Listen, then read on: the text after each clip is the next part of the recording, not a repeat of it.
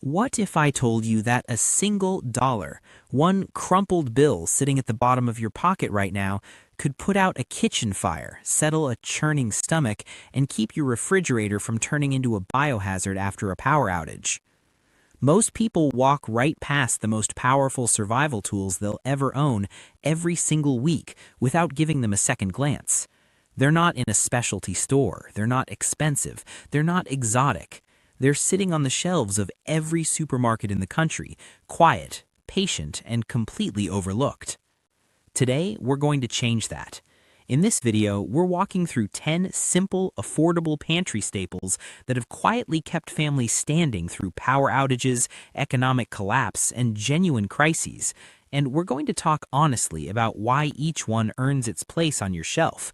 Not just what they are, but what they actually do when the pressure is on and your options are shrinking. Stay with us until the end, because the last item on our list is the one most people forget entirely, and it might be the one that matters most when things get truly hard. Welcome to Essential Pantry, the channel built around smart, simple, stress-free preparedness for real families and real budgets. If that's something you've been looking for, go ahead and hit subscribe and leave us a like. It helps more people find this content when they need it most. Now, let's get into it. Let's start with something that might surprise you. Not with food, not yet, but with a small, unassuming box that probably costs less than the pen you used to write your last grocery list. Baking soda. A single box runs about $1 in most places, and if you've ever thought of it as just a thing you throw into cookie dough or leave open in the back of the refrigerator, it's time to reconsider everything you think you know about it. In a crisis, a real one where pharmacies are closed or simply unreachable, baking soda can soothe mild heartburn and stomach acid discomfort when proper medication isn't available. A small amount dissolved carefully in water has been used for generations as a basic antacid. It's not a replacement for proper medical care, and anyone with certain health conditions should be cautious, but in a pinch, it's a tool that most people never think to reach for. That's just the beginning.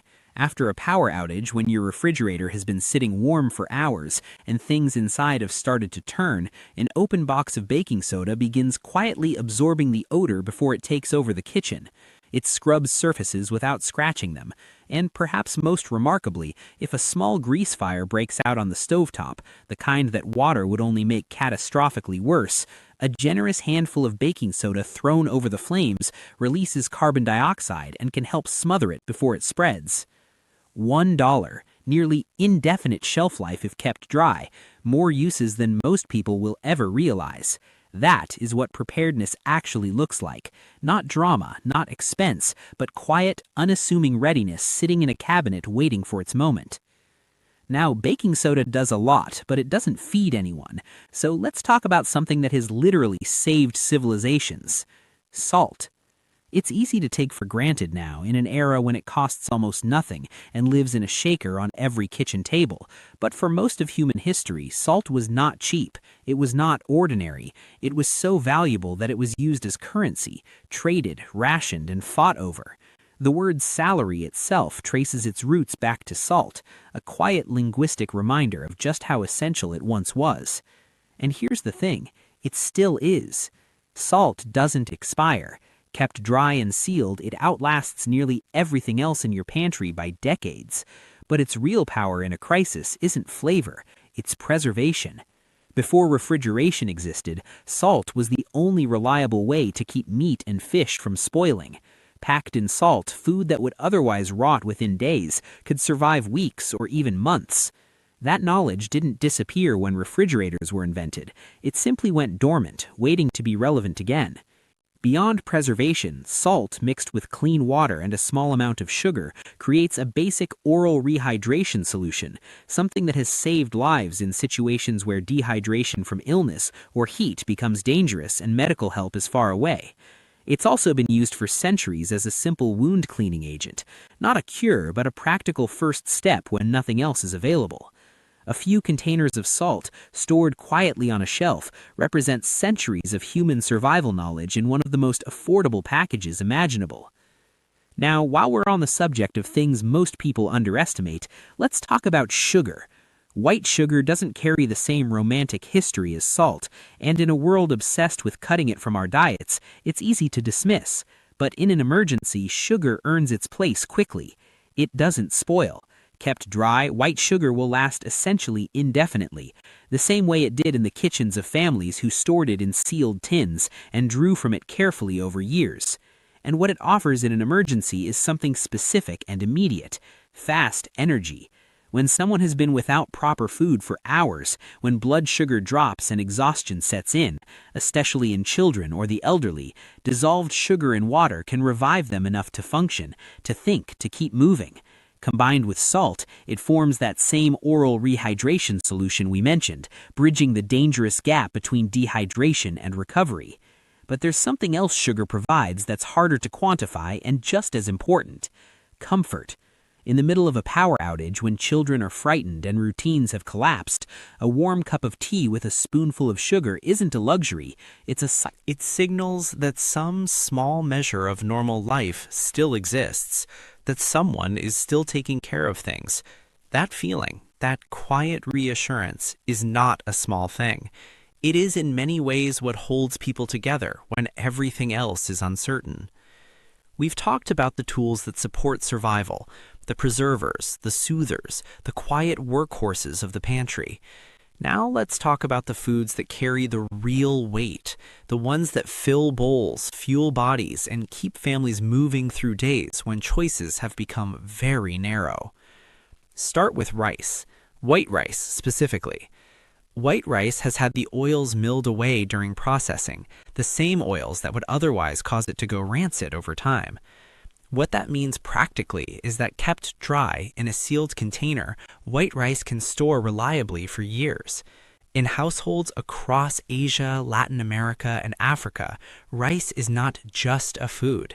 It is the food, the base upon which every meal is built, the thing that means dinner is happening regardless of what else is or isn't available. In a crisis, that versatility becomes everything. Rice absorbs whatever flavors you pair it with: a little salt, a few scraps of vegetable, a splash of oil, and suddenly there's a meal. A real meal, not survival rations, not something you choke down out of necessity, but something warm that gathers people around a table and says quietly but clearly that life is still happening here. There's a reason that in stories from wartime, from famine, from economic collapse, rice appears again and again as the last thing standing on the table. It endures because it was built to endure, simply, cheaply, reliably. Dry pasta holds a similar position, but with something extra that rice doesn't quite carry in the same way: familiarity. Pasta is the food of ordinary days. It's Tuesday night dinner. It's what you make when you're tired and it's late and you just need something that works. And that ordinariness, that connection to normal life, becomes surprisingly powerful when normal life has been disrupted. Dry pasta contains very little moisture, which is exactly why it stores for years without spoiling. And in a crisis, it requires only boiling water, a pinch of salt, and a drizzle of oil to become something genuinely comforting. But perhaps more than the food itself, what a pot of pasta provides is routine. The act of making it, the familiar smell of it cooking, the shape of it in a bowl.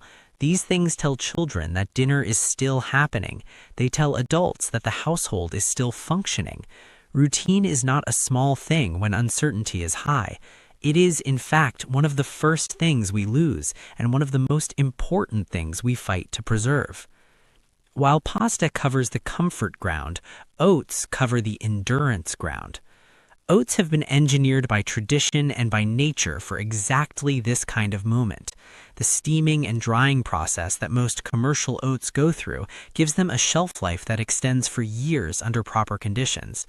And what they offer nutritionally is steady, reliable energy. The complex carbohydrates that don't spike and crash, but instead burn slowly, keeping a person functional and clear-headed through a difficult morning. They're also gentle, easy to digest, appropriate for the very young and the very old. In a situation where someone is ill or frightened or physically depleted, a bowl of oatmeal made with hot water is one of the most straightforward acts of care you can offer. Not elaborate, not expensive, just warm, sustaining, and dependable, the things that matter most when conditions are harsh. Then there are dried beans, and dried beans deserve a moment of real respect. Because once the meat is gone, and in a prolonged crisis it goes first, beans become the protein anchor for the household. They are the reason families in hard times don't just lose weight, but maintain the physical strength to keep functioning. They are filling in a way that rice and pasta alone cannot fully replicate. They contain fiber, they contain iron, they contain the kind of slow digesting fuel that carries a person through the afternoon and into the evening without collapse. They also last for years in dry storage, and they are, pound for pound, one of the most economical sources of nutrition available anywhere in the world. History is full of people who survived not on feasts, but on small, steady bowls of beans. Workers, refugees, families weathering seasons of scarcity with nothing fancy and nothing wasted. Their endurance wasn't luck. It was, in part, those beans, that quiet, humble protein showing up every day, buying them time. We've covered the workhorses and the preservers. Now let's spend some time on the ones that most people skip, the foods that don't always make the emergency preparedness lists, that don't get the attention they deserve, but that have, historically speaking, made the difference between surviving and quietly deteriorating. Start with potatoes. If you had to choose one food, just one, to carry a family through an extended period of hardship, history would make a strong argument for the potato. For centuries, particularly across Europe, potatoes were the backbone of survival for ordinary people. They provided calories, yes, but also a range of micronutrients, vitamin C, potassium, B vitamins, that kept people genuinely nourished rather than just fed. They're durable. Stored properly in a cool, dark, dry environment, fresh potatoes can last for weeks and even months without refrigeration. They're filling, they're easy to cook over almost any heat source, and they're deeply, profoundly affordable. The kind of food that appears at the bottom of the discount bin and doesn't look like much until you understand what it's actually worth. History does carry a warning here, though. The Irish potato famine stands as one of the starkest reminders in modern history of what happens when an entire population leans too heavily on a single food source. The lesson isn't that potatoes are dangerous. The lesson is that diversity matters, that a pantry built on one pillar, no matter how strong, is still vulnerable. Potatoes belong in your preparedness plan, but alongside other foods, not instead of them. Carrots occupy a quieter, less celebrated place in the emergency pantry, and that's exactly why they need to be named. Nutritionally, carrots are rich in beta-carotene, which the body converts to vitamin A, and vitamin A is something that supports immune function, vision, and overall cellular health. These are not dramatic benefits, they don't announce themselves. But the silent, slow deterioration of nutritional deficiency is one of the more insidious threats in a prolonged crisis, and it tends to go unnoticed until it's already done real damage. Fresh carrots also store surprisingly well. In cool, dark, dry conditions, a basement, a root cellar, a cool closet, they can last for weeks, sometimes months, without refrigeration. They can go into soup, they can be eaten raw, they can stretch a thin meal into something more nourishing than it would otherwise be. In wartime Europe, carrots showed up in accounts of survival not as a primary food, but as a sustaining one, the vegetable that kept people's health from quietly collapsing while they waited for conditions to improve. That role, quiet, steady, behind the scenes, is exactly what your pantry needs alongside the more obvious staples. And then there is the last item on our list, the one most people forget, the one that gets left off of emergency preparedness guides and overlooked in last-minute shopping runs, and yet consistently proves its value precisely when the pressure is highest.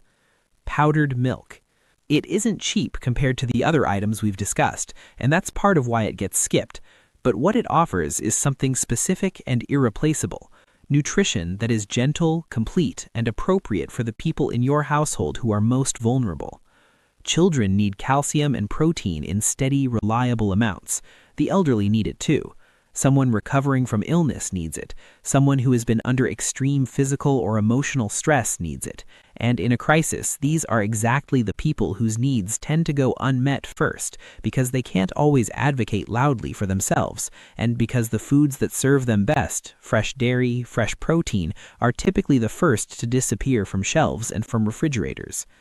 Powdered milk solves that problem quietly. It keeps for years in dry storage. It reconstitutes with water into something genuinely nourishing. A spoonful stirred into hot water becomes a warm drink that can serve as comfort, as sustenance, as a moment of normalcy for a frightened child or an exhausted parent. There's something else worth saying here too. In the most difficult moments of a crisis, the ability to still care for the most vulnerable people in your household is not a small thing. It is, in many ways, the thing, the measure of whether a family is truly holding together or beginning to fracture. Powdered milk is not glamorous, it is not dramatic, but it is, quietly, an act of love stored on a shelf. Now let's step back for a moment and look at what all 10 of these foods actually have in common. It isn't price, though they are all affordable. It isn't shelf life, though they all store well. It's something more fundamental than either of those things. They buy time. In a genuine crisis, whether it's a natural disaster, a prolonged power outage, a job loss, or an economic disruption, what separates the people who get through it from the people who don't is rarely strength or wealth. It's time. Time to think, time to adapt, time to reach out for help, to make a plan, to wait for things to stabilize. And every bag of rice, every box of pasta, every container of salt and powdered milk is, at its core, a purchase of time. One more day when the household keeps functioning. One more day when dinner still happens. One more day to figure out what comes next. That is not a small thing. It is, actually, everything. Preparedness is not about fear. It never has been. It's about the quiet, practical love of providing for the people who depend on you, not in a panic, not at the last minute, but steadily, calmly, long before anything goes wrong. Start small. Add a bag of dried beans to your next grocery run. Pick up an extra box of oats, a couple of pounds of rice, a container of salt. None of this needs to happen all at once, and none of it needs to be expensive. Let these foods rotate through your normal cooking so nothing goes to waste. Let them become part of the rhythm of your household rather than something stored and forgotten.